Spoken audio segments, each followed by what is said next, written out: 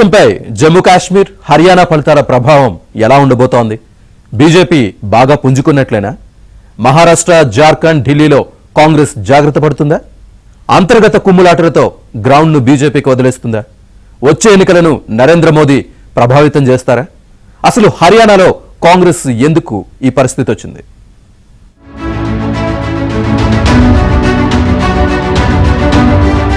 హర్యానా, జమ్మూ కాశ్మీర్ ఎన్నికల ఫలితాలను అంచనా వేయడంలో సర్వే సంస్థలు బొక్కబోర్లా పడ్డాయి. ప్రజల నాడిని ఎవరు పసిగట్టలేకపోయారు. బెట్టింగ్ సంస్థలు సైతం బావురుమన్నాయి. అందరి అంచనాలను తలకిందులు చేస్తూ హర్యానాలో బీజేపీ ముచ్చటగా మూడోసారి అధికారంలోకి వచ్చింది. పార్టీలోని అంతర్గత కుమ్ములాటలు, ఆప్తో పొత్తు విఫలం, ఈ దెబ్బకు కాంగ్రెస్ కకావికలమైంది. నిరుద్యోగం, రైతుల సమస్యలు, అగ్నిపథ్ పథకాలపైన ఆ పార్టీ చేసిన ప్రచారం మెజారిటీ ప్రజలను మెప్పించలేకపోయింది. కాంగ్రెస్ పై ప్రధాని మోదీ, కేంద్ర హోంమంత్రి అమిత్ షా ఎదురుదాడి ఫలించింది. తమ ప్రభుత్వ హయాంలో పారదర్శక విధానాలను అమలు చేసిన తీరును ప్రచారం చేసుకుంది బీజేపీ. రాష్ట్రంలో అగ్నివీరులకు పెన్షన్ గ్యారంటీ అంశాన్ని ప్రస్తావించింది. కాంగ్రెస్ హయాంలో ఉద్యోగ నియామకాలలో చోటు చేసుకున్న అవినీతిని, ఆశ్రిత పక్షపాతాన్ని ప్రచారం చేసింది. అవినీతికి తావు లేకుండా 2 లక్షల ప్రభుత్వ ఉద్యోగాలను భర్తీ చేస్తామని బీజేపీ హామీ ఇచ్చింది. 24 పంటలకు కనీస మద్దతు ధరలను అందిస్తామని ప్రకటించింది. దేశంలోనే ఇలా మద్దతు ధరలను ఇచ్చే తొలి రాష్ట్రంగా హర్యానాను నిలుపుతామని హామీ ఇచ్చింది. లాడు లక్ష్మి యోజన కింద ప్రతి మహిళకు నెలకు 2000 రూపాయలు ఇస్తామని, హగ్గర్ గృహిణి యోజన కింద 500 రూపాయలకే గ్యాస్ సిలిండర్ ను అందిస్తామని హామీ ఇచ్చింది. ఈ ఏడాది మార్చిలో మనోహర్ లాల్ ఖట్టర్ ను తప్పించి ఓబీసీ నేత నాయబ్ సింగ్ సైనిని ముఖ్యమంత్రిని చేసిన బీజేపీ ఆ సామాజిక వర్గం ఓట్లపైన దృష్టి సారించింది. ఇది సత్ఫలితాలనే ఇచ్చింది. సైనిని ముఖ్యమంత్రి అభ్యర్థిగా ప్రకటించిన బీజేపీ జాటేతర ఓట్లను సాధించడంలో విజయం సాధించింది. దళిత నేత కుమారి సెల్జాను కాంగ్రెస్ అవమానించిందంటూ అమిత్ షా పలు సభల్లో ప్రస్తావించి ఆ వర్గాలలోనూ పట్టు సంపాదించింది. పకడ్బందీగా పోల్ మేనేజ్మెంట్ తో బీజేపీ దూసుకెళ్లింది. పట్టణ ప్రాంతాలైన గురుగ్రామ్, ఫరీదాబాద్ లలో భారీ ఫలితాలను సాధించింది. గ్రామీణ ప్రాంతాలలో అనుకున్నంతగా కాంగ్రెస్ ఫలితాలను సాధించలేకపోయింది.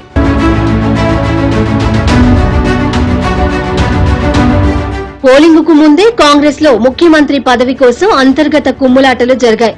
గెలిచేస్తామని ముందే ఊహించుకుని భూపీందర్ సింగ్ హుడా, కుమారి సెల్జా ఎవరికి వారే ముఖ్యమంత్రులమని చెప్పుకున్నారు. ఆప్ ప్రాంతీయ పార్టీలు, ఇండిపెండెంట్లను అస్సలు లెక్క చేయలేదు. అటు జమ్మూలోనూ ప్రభావం చూపిన బీజేపీ కశ్మీర్ లోయలో చతికిలపడింది.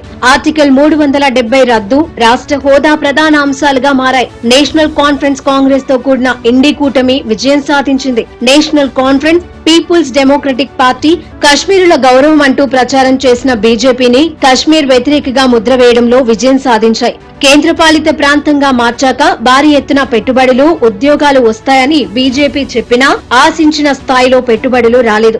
నేషనల్ కాన్ఫరెన్స్ వ్యూహాత్మకంగా కశ్మీరీ లోయలో పోటీ చేసి జమ్మూ ప్రాంతంలో కాంగ్రెస్ కు అధిక స్థానాలను కేటాయించింది. कांग्रेस चतकिल पड़िंदी और फिर वो रेजोल्यूशन लेके दिल्ली जाके प्रधानमंत्री, गृह मंत्री, बाकी जो ऑनरेबल मिनिस्टर्स हैं उनसे मुलाकात करके जम्मू कश्मीर के लिए स्टेटहुड की बात करनी चाहिए। प्राइम मिनिस्टर साहब का शुक्रिया किया, उन्होंने मुबारकबादी का पैगाम नेशनल कॉन्फ्रेंस को दिया और नेशनल कॉन्फ्रेंस के नायब सदर के हैसियत से मैंने वजीर आजम साहब का शुक्रिया किया और ये उम्मीद जताई कि मिलके एक कोऑपरेटिव और एक कंड्यूसिव एटमॉस्फेयर में हम जम्मू कश्मीर के लोगों की खिदमत करेंगे। హర్యానాలోనే కాదు జమ్మూ కాశ్మీర్లోనూ ఒక విధంగా బీజేపీ మెరుగుపడిందనే చెప్పవచ్చు. దీంతో ప్రధాని నరేంద్ర మోదీ నూతన ఉత్సాహంతో మహారాష్ట్ర, జార్ఖండ్, ఢిల్లీ ఎన్నికలలో ప్రచారం చేసే అవకాశం ఉంది. హర్యానాలో హ్యాట్రిక్ తో కొత్త జోష్ బీజేపీలో కనిపిస్తుంది. జమ్మూ కాశ్మీర్ లో అధికారం దక్కకపోయినా వచ్చిన సీట్లు, ఓట్లు బీజేపీకి బూస్ట్ ఇచ్చింది. హర్యానాలో విజయం ఖాయమని, ఆ ఫలితాలలో వచ్చే 2 రాష్ట్రాల ఎన్నికలకు సిద్ధం కావాలని ఇండి కూటమి ప్రణాళికలను సిద్ధం చేసింది. ఇప్పుడు రాహుల్ గాంధీ ఎన్నికల వ్యూహాలకు పనికిరారని, మల్లికార్జున ఖర్గే లాంటి సీనియర్ల వల్ల ఉపయోగం లేదన్న చర్చ కాంగ్రెస్ లో మొదలైంది. 2024 లోక్సభ ఎన్నికల తర్వాత మిత్రపక్షాల సహాయంతో కేంద్రంలో ప్రభుత్వం నడుపుతున్న బీజేపీ నాయకత్వానికి తాజా ఫలితాలు కొత్త శక్తినిచ్చాయి. మహారాష్ట్రలో కాంగ్రెస్, ఎన్సీపీ, ఉద్దవ్ ఠాక్రే కూటమితో బీజేపీ తలపడనుంది. ఢిల్లీలో ఫిబ్రవరిలో అసెంబ్లీ ఎన్నికలు జరగబోతున్నాయి. అయితే వాటిని మహారాష్ట్రతో పాటు నవంబర్లోనే ఎన్నికలు నిర్వహించాలని ఢిల్లీ సీఎం కోరుతున్నారు. అక్కడ కూడా కాంగ్రెస్ ఆప్ మధ్య పొత్తు కుదరకపోతే బీజేపీకి అడ్వాంటేజ్ కానుంది. బీజేపీ హవా హర్యానాలో కనిపించడంతో మహారాష్ట్రలో స్వరం మార్చారు శివసేన యూబీటీ అధినేత ఉద్దవ్ ఠాక్రే. అంతర్గత కుమ్ములాటలు లేకుండా కాంగ్రెస్ ఎన్సీపీ ఎవరిని సీఎం అభ్యర్థిగా ప్రకటించినా తన మద్దతు ఉంటుందన్నారు. ఇక్కడ బీజేపీ వచ్చే అవకాశం ఉందని గ్రహించి కాంగ్రెస్ పై విరుచుకుపడ్డారు మరికొందరు ఉద్దవ్ శివసేన నేతలు. హర్యానాలో ఇండి కూటమి దెబ్బతినడానికి కారణం కాంగ్రెస్ సేనని శివసేన యూబీటీ నేతలు సంజయ్ రౌత్, చతుర్వేది విమర్శించారు. హర్యానాలో పొత్తు లేకుండా కాంగ్రెస్ ఎందుకు వెళ్లిందని, విజయాన్ని కూడా అపజయంగా మార్చే సత్తా ఒక్క కాంగ్రెస్ కే ఉందని విమర్శించింది. उससे फायदा हो गया कि जो हरियाणा में जो गलतियां हुई ऐसा लगता है, हमें लगता है, शायद कांग्रेस को नहीं लगता होगा.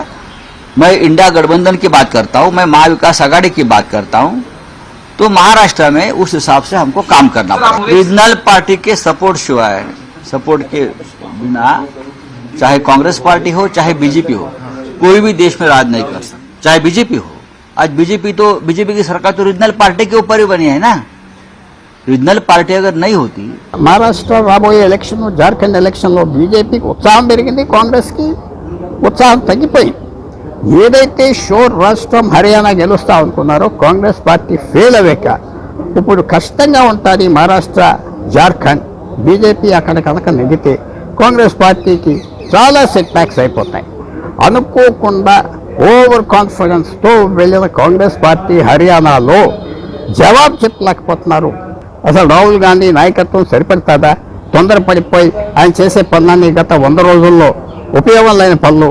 మహారాష్ట్ర, జార్ఖండ్లలో మిత్రపక్షాలతో బార్గెనింగ్ చేసే కెపాసిటీ కోల్పోయింది కాంగ్రెస్ పార్టీ. సీట్ల సర్దుబాటులో మిత్రపక్షాలకు ఎక్కువ ప్రాధాన్యత ఇవ్వాల్సి ఉంటుంది. అంతేకాదు ప్రాంతీయ పార్టీలను తప్పకుండా కలుపుకుపోవాల్సి ఉంది. ఒకవేళ హర్యానాలో కాంగ్రెస్ గెలిచి ఉంటే రాహుల్ గాంధీ హవా వేరే లెవెల్లో ఉండేది. వచ్చే అసెంబ్లీ ఎన్నికల్లో ప్రాంతీయ పార్టీలను లెక్క చేసేదే కాదు, ఈ రాష్ట్రాలలో ఫలితాలు బీజేపీకి వచ్చే ఎన్నికల్లో మేలు చేసేలా ఉన్నాయి.